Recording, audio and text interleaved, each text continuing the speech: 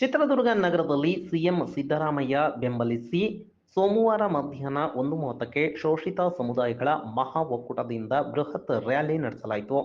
ನಗರದ ನೀಲಕಂಠೇಶ್ವರ ದೇವಸ್ಥಾನದಿಂದ ಆರಂಭವಾದ ಬೃಹತ್ ರ್ಯಾಲಿ ಎಸ್ಬಿಎಂ ವೃತ್ತ, ವಾಸವಿ ಸರ್ಕಲ್ ಮೂಲಕ ಓಬವ್ವ ವೃತ್ತ ತಲುಪಿತು.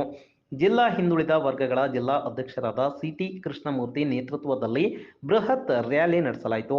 ಸರ್ಕಾರದ ವಿರುದ್ಧ ರಾಜ್ಯಪಾಲರ ನಡೆ ಖಂಡಿಸಿ ಆಕ್ರೋಶ ಹೊರಹಾಕಲಾಯಿತು.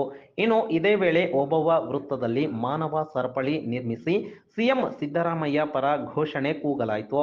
ಈ ವೇಳೆ ಗೋ ಬ್ಯಾಕ್ ರಾಜ್ಯಪಾಲರೇ ಎಂದು ಆಕ್ರೋಶ ಕೂಡ ವ್ಯಕ್ತವಾಯಿತು. ಇನ್ನು ಈ ಸಂದರ್ಭದಲ್ಲಿ ಮುಖಂಡರಾದ ತಾಜ್ಪೀರ್, ಬಿಟಿ ಜಗದೀಶ್, ಕೆಸಿ ನಾಗರಾಜ್ ಸೇರಿದಂತೆ ಸಾವಿರಕ್ಕೂ ಅಧಿಕ ಮಂದಿ ಭಾಗಿಯಾಗಿದ್ದರು. ಹೆಣ್ಣು ಮಕ್ಕಳ ಧ್ವನಿ ಡೆಲ್ಲಿ ಮುಟ್ಟಬೇಕು. ಹೆಣ್ಣು ಮಕ್ಕಳ ಧ್ವನಿ ಇಡೀ ಜಿಲ್ಲೆಯಾದ್ಯಂತ ಆಗಮಿಸಿರುವಂತಹ ಸ್ವಚ್ಛ ಆಡಳಿತವನ್ನು ನೀಡುತ್ತಿರುವಂತಹ ಎಲ್ಲ ಬಡವರಿಗೂ ಕೂಡ ಸಮಾಜದ ನಿರ್ಮಾಣದ ಕನಸನ್ನು ಹೊತ್ತಿರುವಂತಹ ಬಸವಾದಿ ಶರಣರ ದಾರಿಯಲ್ಲಿ ನಡೆಯುತ್ತಿರುವಂತಹ